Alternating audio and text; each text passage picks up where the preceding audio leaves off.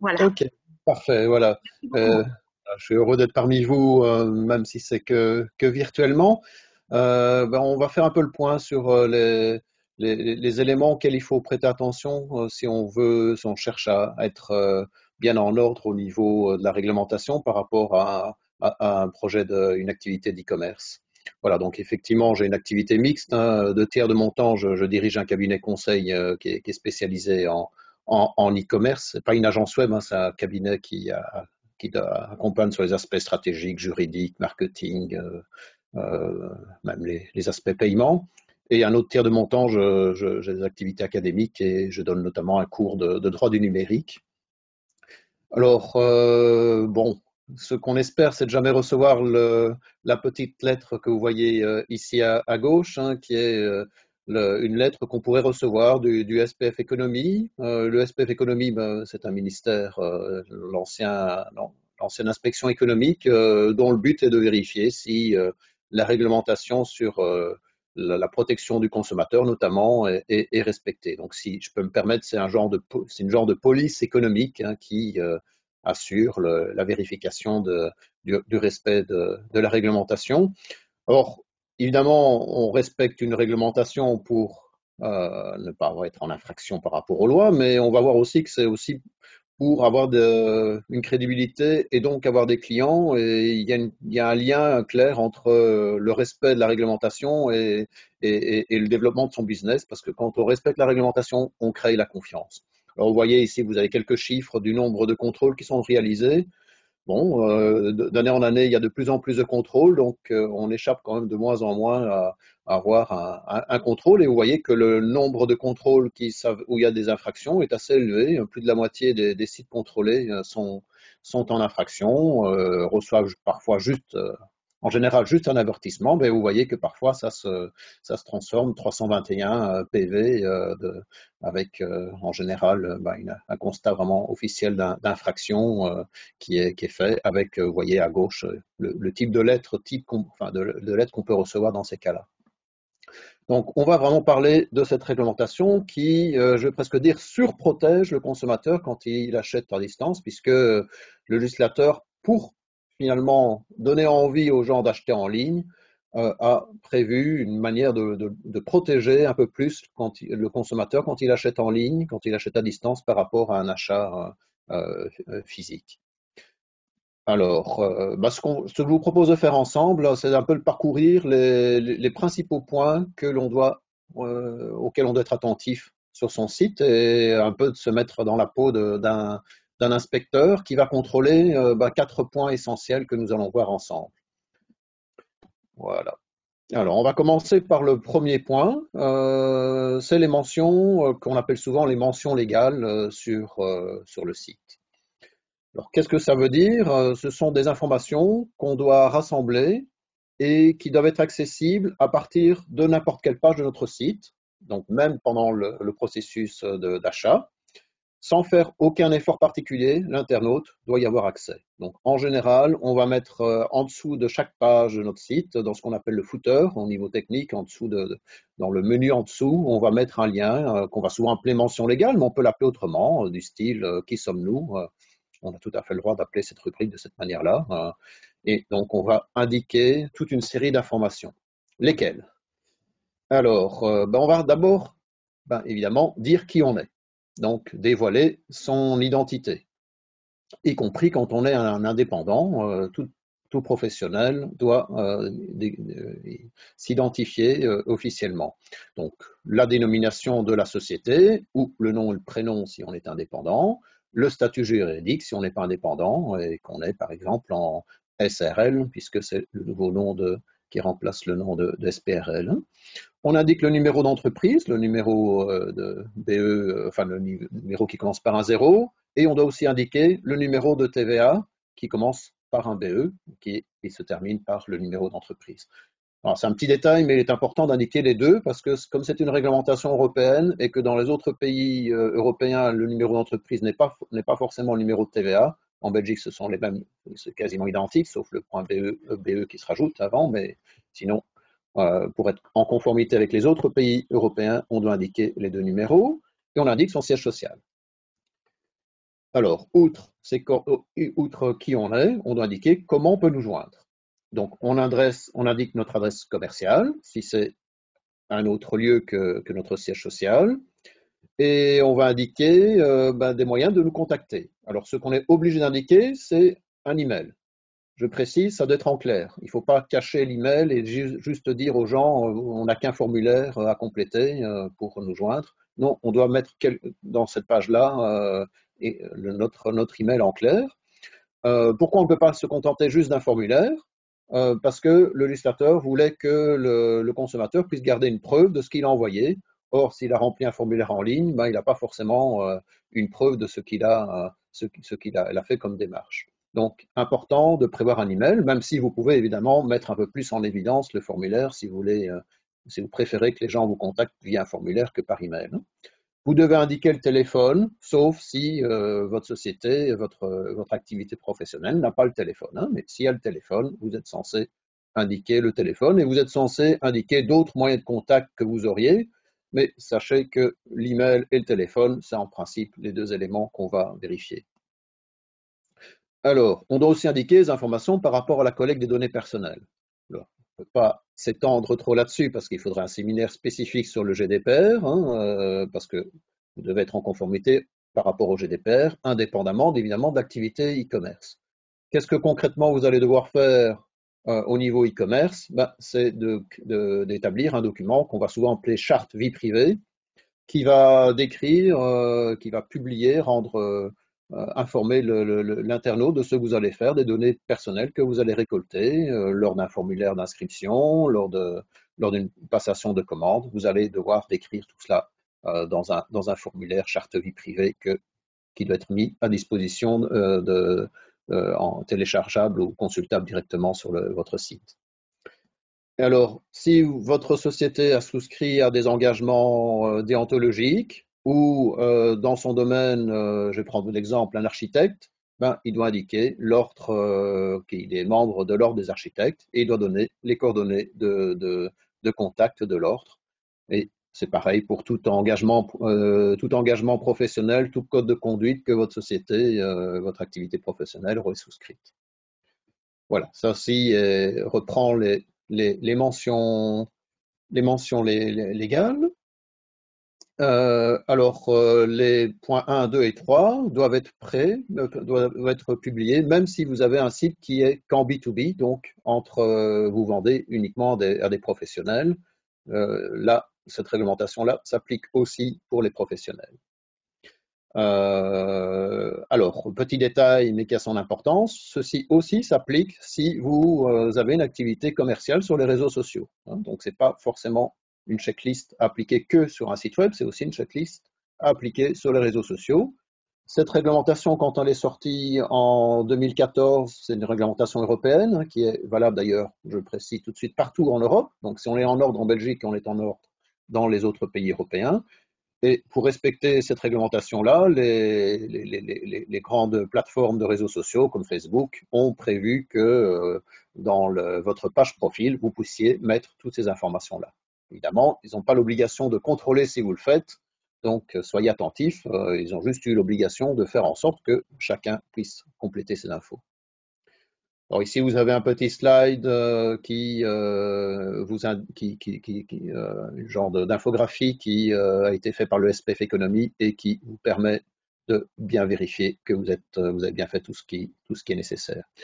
Donc je précise aussi, je vous donnerai à la fin de la présentation le lien pour télécharger les différents slides et vous pourrez revoir ça à tête reposée.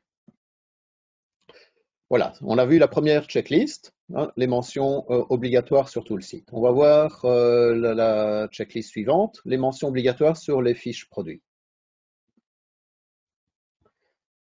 Alors, sur les fiches produits, c'est un peu logique, on doit avoir une description la plus complète possible des produits ou des services que nous allons vendre. Donc, quand on va dire officiellement, on présente une offre, et dans la présentation de l'offre, on doit y trouver les caractéristiques du bien ou du service que l'on propose. Alors, il n'y a pas de règles très, très explicites sur ce qu'il faut mettre et ce qu'il ne faut pas mettre obligatoirement, Moi, j'ai une petite règle, un peu de principe qui consiste à au moins mettre le même type d'information que ce que le consommateur peut avoir passivement en magasin, sans poser de questions au vendeur. Donc, a priori, au moins toutes les informations qui se trouvent sur l'emballage du produit. Je vais prendre un mixeur de cuisine. Il y a sur l'emballage toute une série d'informations sur la tension électrique, la consommation, les dimensions, les fonctionnalités du mixeur. Vous allez devoir indiquer toutes ces informations-là pour que le but, normalement, c'est que le consommateur fasse son achat en toute connaissance de cause et puisse pas être induit en erreur sur l'offre qu'on lui propose. Alors, j'ai mis en fluo un élément très important, c'est que le prix qui doit être affiché sur la fiche produit est un prix tout compris. Donc, évidemment, TVA comprise, quand on s'adresse en tout cas à des consommateurs privés par des entreprises, mais aussi, on doit indiquer le prix avec la livraison comprise. Et si on ne sait pas le calculer automatiquement, on doit permettre, via par exemple un lien, au consommateur de consulter un tableau qui va lui indiquer que pour tel type de produit, telle destination, tel mode de livraison, il faut rajouter tel montant de livraison. Donc, en tout cas, ce que vous devez être attentif, c'est que dès la fiche produit, le consommateur soit au courant de ce que ça va lui coûter complètement en choisissant ce produit-là. Donc, il doit être au courant de potentiellement ce que ça va lui coûter comme frais de livraison si la livraison est un élément séparé. Alors, vous devez aussi indiquer les modalités. Modalités de paiement, qu'est-ce que vous allez accepter comme moyen de paiement, qu'est-ce que vous allez proposer comme mode de livraison. Pour un contrat, il doit être évidemment au courant de la durée des obligations qu'il aurait. Mais imaginons que vous vendez un contrat pour l'utilisation d'une salle de sport. Si vous demandez une caution, tous ces éléments-là doivent être communiqués. Vous devez aussi informer sur le service après-vente, sur l'application de la garantie, sur les procédures de résolution des litiges. Voilà. Et tout cela doit être accessible sur la fiche produit ou à partir de cette fiche produit sans faire d'efforts particuliers d'internaute, en tout cas sans qu'il soit obligé de créer un compte client ou de s'identifier. Donc, il doit pouvoir obtenir ces informations-là sans fournir la moindre information personnelle. Toutes ces informations-là sont censées être présentes sur votre site d'e-commerce, mais si vous vendez par exemple sur Instagram ou même simplement que vous présentez votre offre sur Facebook, vous êtes censé mettre toutes ces informations-là.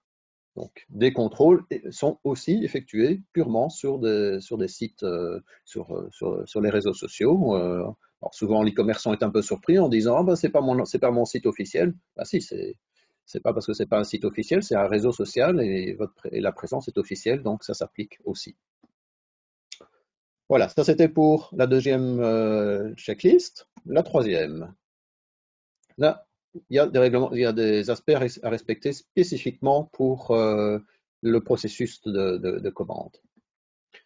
Alors, pour le processus de commande, l'internaute doit à tout moment savoir à quel moment il se trouve dans le processus de commande.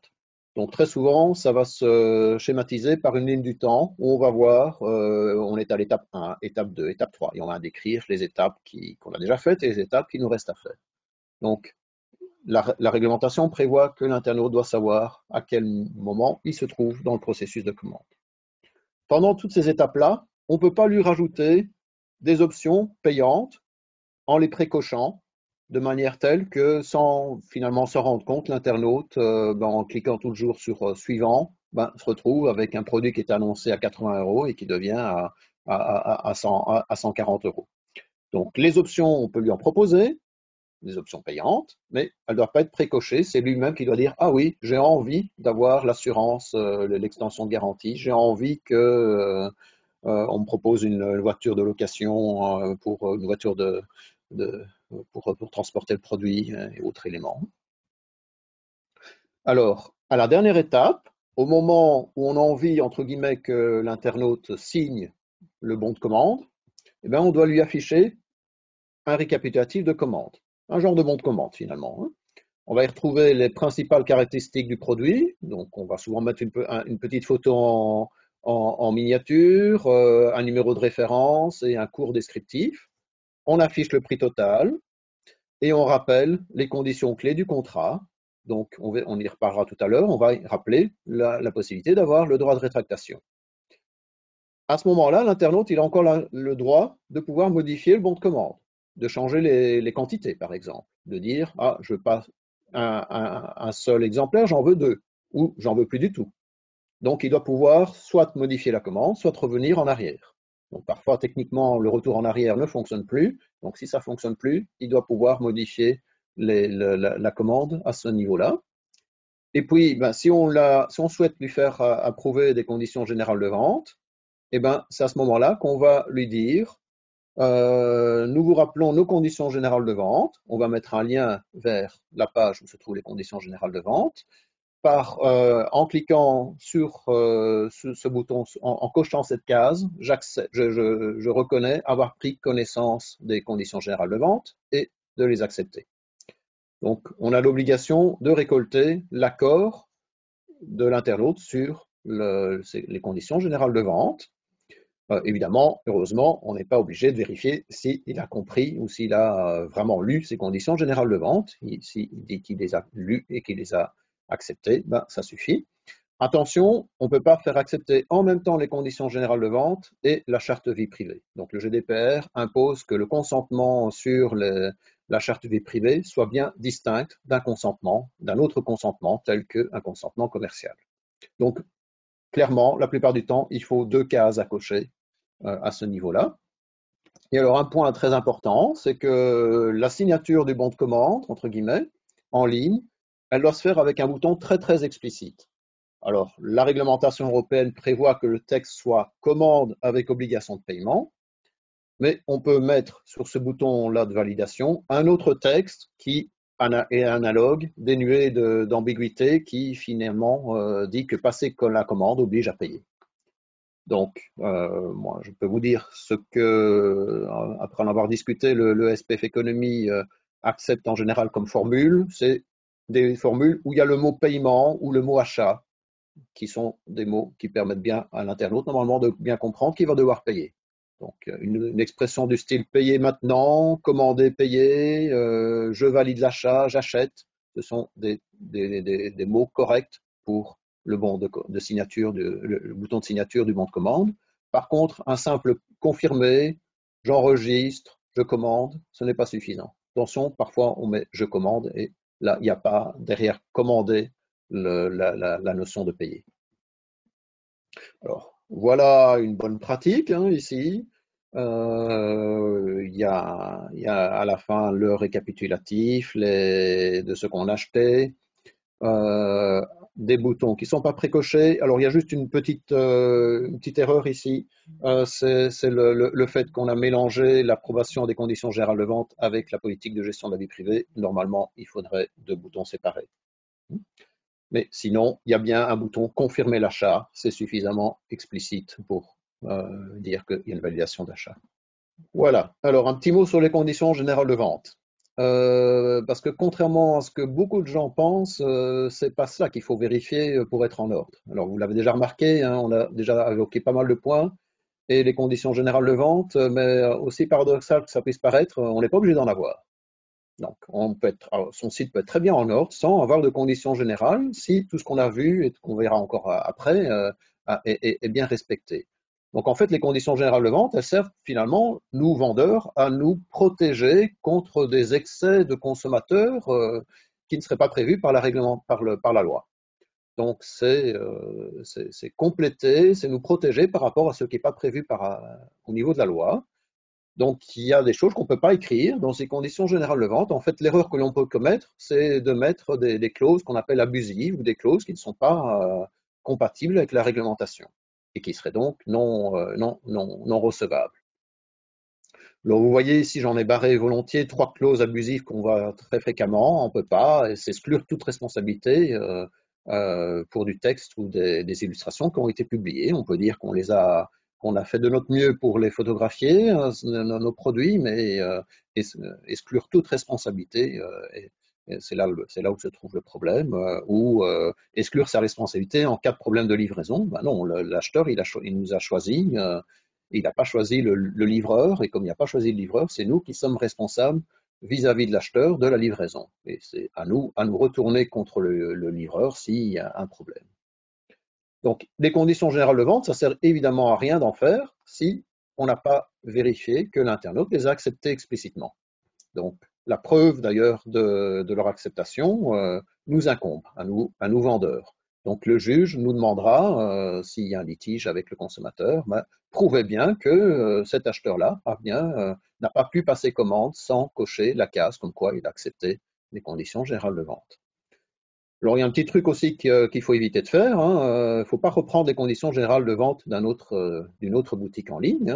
C'est du plagiat et vous pouvez être poursuivi pour infraction. C'est un délit pénal d'ailleurs d'avoir pris le texte qui vient d'ailleurs. Ce n'est pas un texte de loi, les conditions générales de vente. En général, c'est créé par un avocat, par des bureaux conseils comme les nôtres qui veille à essayer de protéger l'acheteur le vendeur contre certains abus du style des abus qui peuvent être prévus dans les conditions générales de vente. Ce sont des gens qui commandent des produits mais qui viennent jamais les retirer quand le colis est arrivé et qui redemandent encore plusieurs fois de passer commande en sachant que la livraison est gratuite. Voilà, il y a des genres d'abus qu'on peut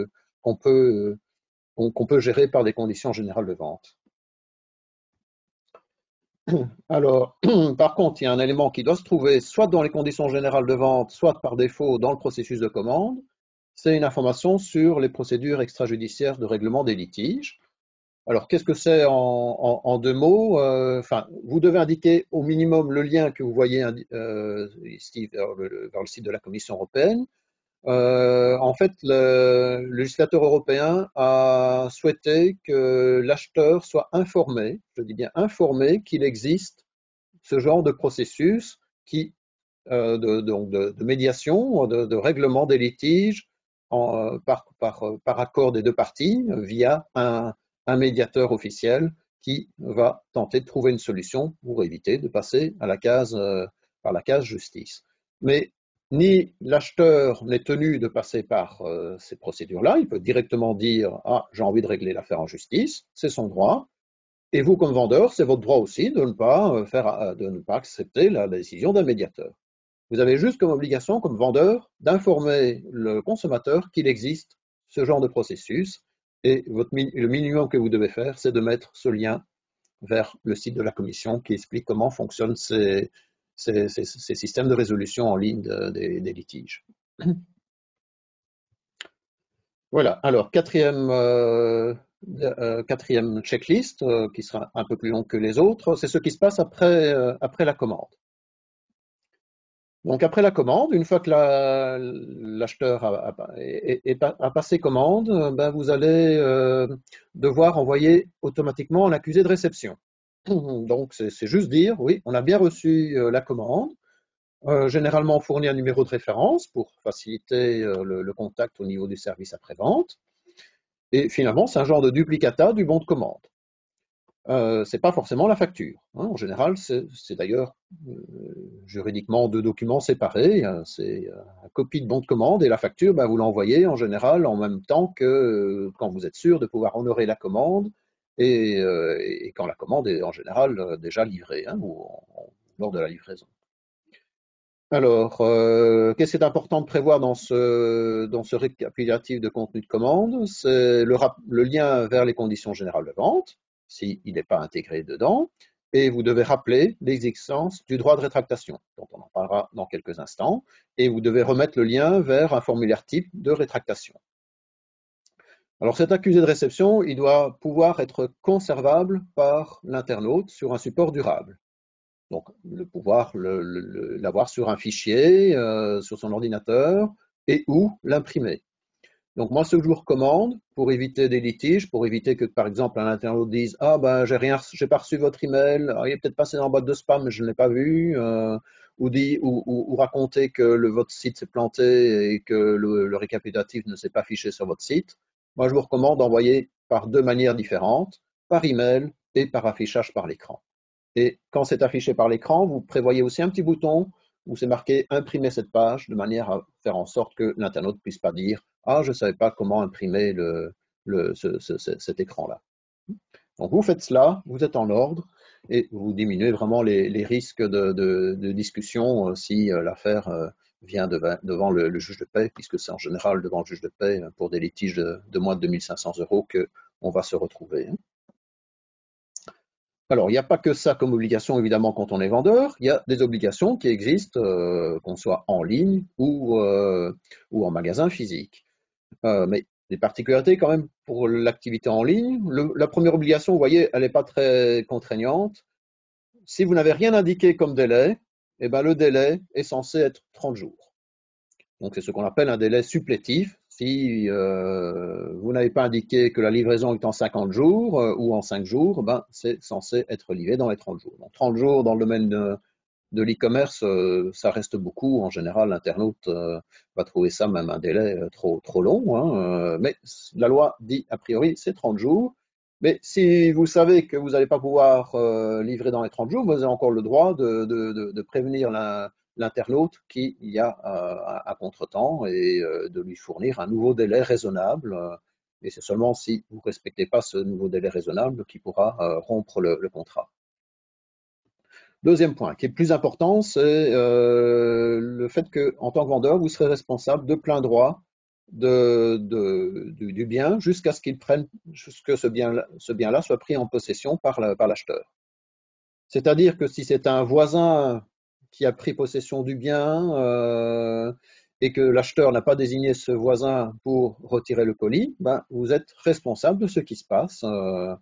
Vous êtes responsable aussi de ce qui se passe si, au niveau de la livraison, le livreur n'a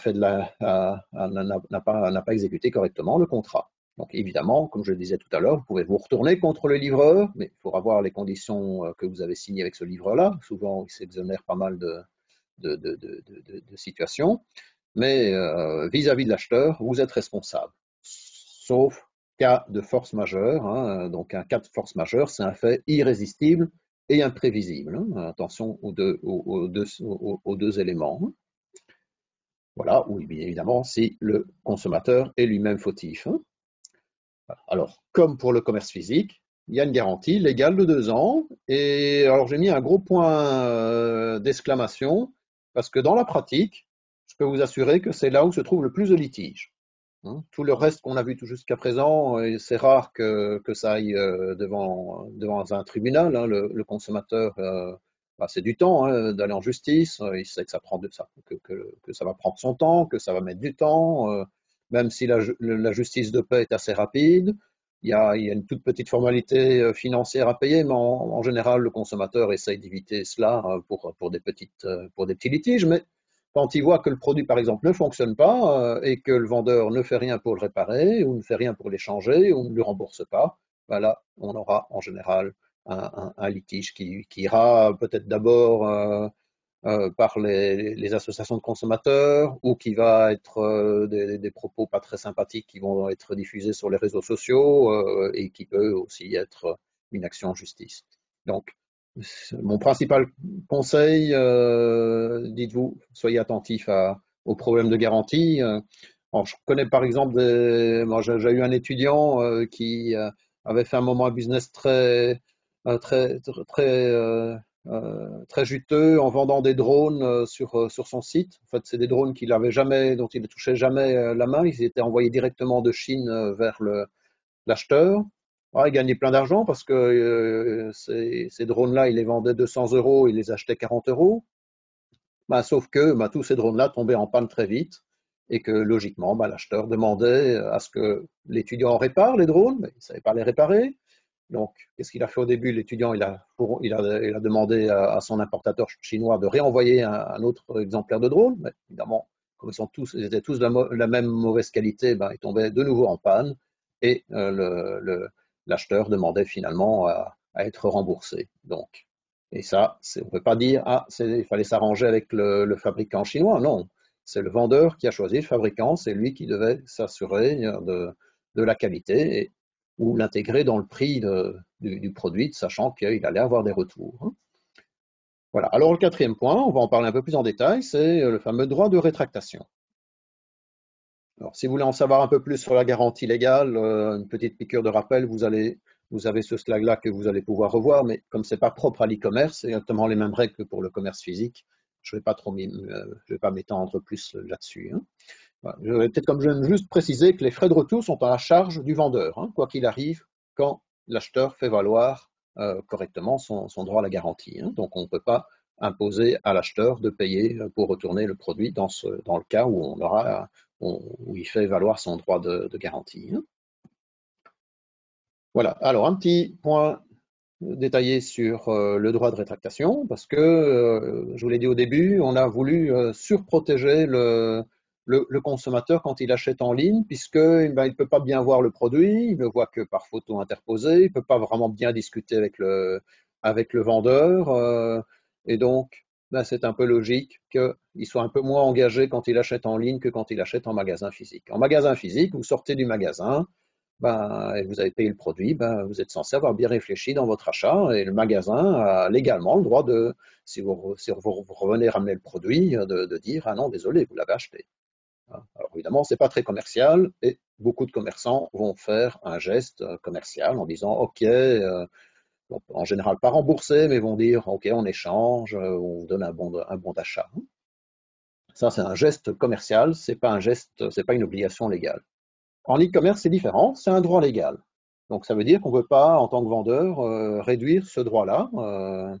On doit l'appliquer à condition que l'acheteur soit un consommateur privé et pas une entreprise.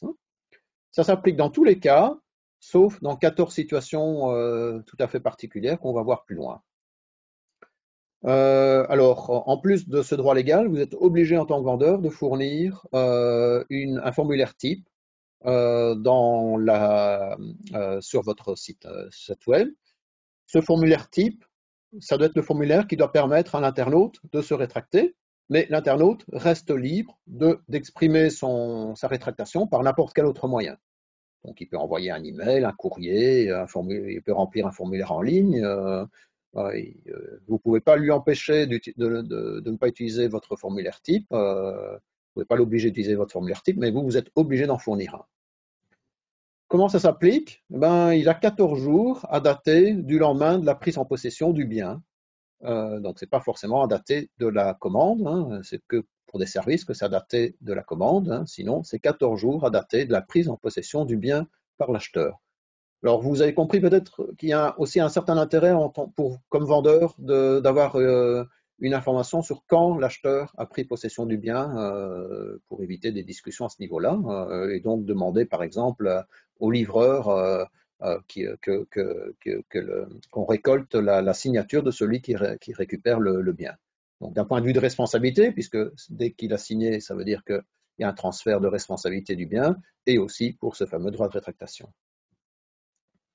Alors, vous avez l'obligation, vous, en tant que vendeur, de rappeler ce droit-là. Donc, il y a une obligation proactive d'information de cela. Il y a finalement une sanction assez sévère si vous ne faites pas cela correctement, parce que si vous ne faites pas ça correctement, le délai, au lieu que ce soit 14 jours, c'est 14 jours plus 12 mois. Donc, ça fait un sacré délai pour le consommateur pour se rétracter. Et en plus, dans ces circonstances-là, le consommateur peut ramener le produit dans l'état qu'il a envie. Il n'est pas responsable si le produit s'est usé, s'est détérioré. Donc, vous avez tout intérêt à bien veiller à ce que le droit de rétractation soit correctement communiqué à l'acheteur. Sinon, ben, celui qui connaît un petit peu ses droits, qui fait appel à une association de consommateurs, s'il ne les connaît pas, ben, l'association de consommateurs va bien lui dire vous allez voir, vous allez pouvoir demander au vendeur de vous rembourser et vous ramener le produit dans l'état que vous voulez, tant que c'est dans 14 jours plus 12 mois. Évidemment, il peut y avoir des circonstances d'abus de droit qui vous permettraient en tant que vendeur d'échapper à cette sanction, mais c'est une sanction civile qui est prévue par la réglementation e-commerce et auquel le juge de paix va devoir appliquer ça par défaut, sauf éléments qui permettraient pour lui de nuancer la sanction. Alors, si le consommateur se rétracte, ben lui, il a l'obligation de vous retourner les produits dans les 14 jours à dater il a signalé sa rétractation, et vous avez l'obligation dans les 14 jours de le rembourser par le même moyen de paiement qu'il a utilisé que celui qui a été utilisé pour payer.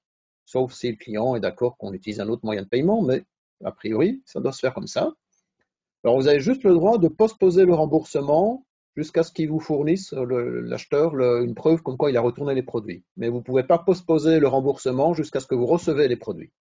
C'est une petite, je trouve, une faiblesse de la législation actuelle, parce que ça peut laisser la porte à quelques abus, mais quand même sur le terrain, les abus sont plutôt rares, hein. Mais vous pouvez vous retrouver dans une situation de conflit. Vous avez remboursé et puis vous ne retrouvez, le produit ne vous est pas renvoyé. Enfin, on vous a prétendu qu'il est renvoyé, mais finalement il n'arrive pas. Ou plus souvent, il arrive dans un mauvais état et alors vous allez devoir lancer une action en justice pour être dédommagé. Et la plupart du temps, ça n'en vaut pas la peine. Voilà. Alors, vous avez le droit, si vous avez indiqué dans les conditions générales de vente, de faire porter à la charge du consommateur les frais de retour du produit, hein, les frais de renvoi, mais pas les frais à l'aller, hein. Les frais à l'aller devront être remboursés. Alors, un petit mot sur les exceptions, hein. Il y a une exception pour les contrats de service. Si le consommateur a demandé que le contrat soit exécuté immédiatement après la commande et il a été informé que en demandant que le contrat soit exécuté tout de suite, il allait perdre ce droit de rétractation. Donc, je vais prendre un exemple, quelqu'un qui veut être assuré pour sa voiture. La règle du droit de rétractation prévoirait que le contrat d'assurance ne va s'appliquer que 14 jours après qu'il réfléchisse, après avoir passé commande, mais il peut dire, ah non, je veux tout de suite bénéficier du droit de contrat de la police d'assurance et j'accepte de renoncer à mon droit de rétractation pour pouvoir faire en sorte que le contrat d'assurance soit appliqué tout de suite.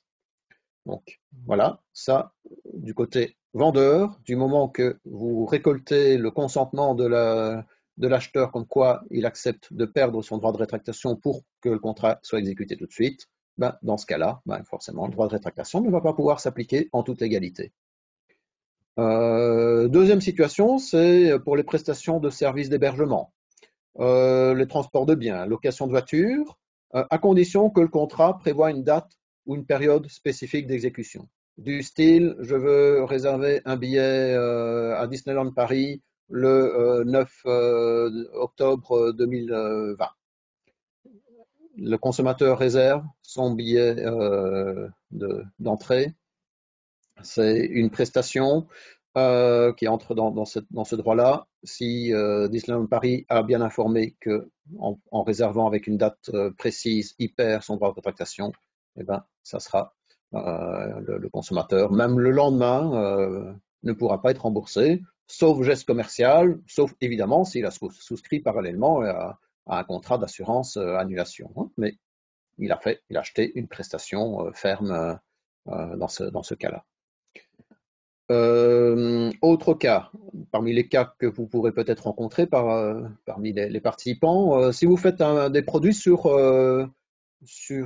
mesure, des produits nettement personnalisés, des produits artisanaux mais pas de façon préparée à l'avance. Vous avez demandé au consommateur les couleurs qu'il voulait et vous lui faites ce qu'il a demandé. Dans ce cas-là, et c'est un peu logique, il ne pourra pas se rétracter parce que c'est lui-même qui a dit je veux ça, alors que d'habitude le produit a une couleur standard, hein. Il a demandé à une couleur tout à fait spécifique.